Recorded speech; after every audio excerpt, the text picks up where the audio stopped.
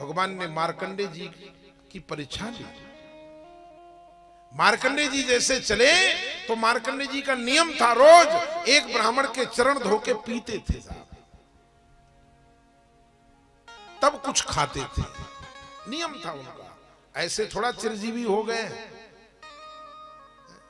कोई ना कोई टॉनिक तो लेते होंगे। ब्राह्मण के चरण धो के पीते थे नित्य प्रति।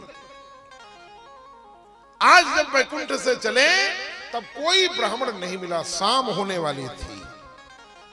सामने से एक स्त्री आ रही थी, उसके गोदी में 2 बच्चे थे, दोनों सेम अवस्था के। एक बच्चा थोड़ा सांवला सा था और एक गोरा था।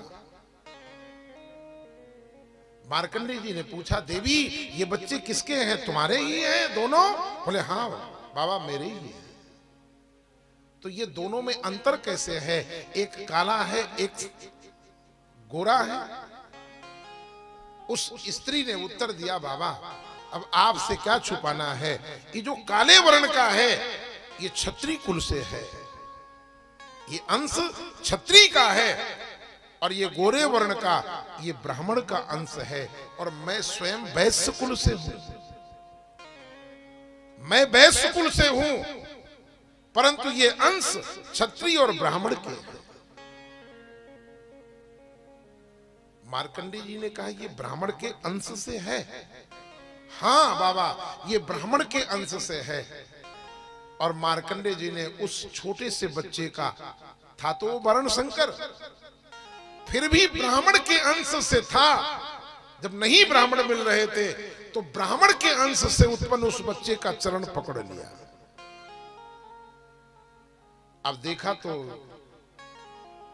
नदी का किनारा था, जिस नदी में जल बह रहा था, जैसे उन्होंने चरण पकड़ा और नदी की तरफ देखा तो नदी में पूरे जल में कीड़े ही कीड़े थे, पूरा जल कीड़ों से आच्छादित हो गया।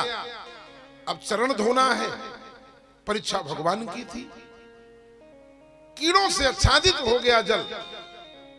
मार्कंडे जी ने उस जल में दोष नहीं देखा। मार्कंडे जी ने हाथ नीचे डाला और जल को निकाला, और जैसे उस ब्राह्मण बालक का चरण धोने लगे भगवान प्रकट हो गए। भगवान ने कहा, मार्कंडे अब तुझे कोई मार नहीं सकता, वर्ण संकर होने के बाद भी तुमने ब्राह्मण में दोष नहीं देखा। जल में कीड़े पड़ने के कारण भी तेरे मन में घृणा पैदा नहीं हुई, और मेरा दर्शन करके तू सुबह निकला था, पानी तक पीने को नहीं मिला, तूने कभी मुझ में दोष नहीं देखा कि वारे नारायण तेरा दर्शन करने से आज पानी भी नहीं मिला। तुझे कोई नहीं मार सकता।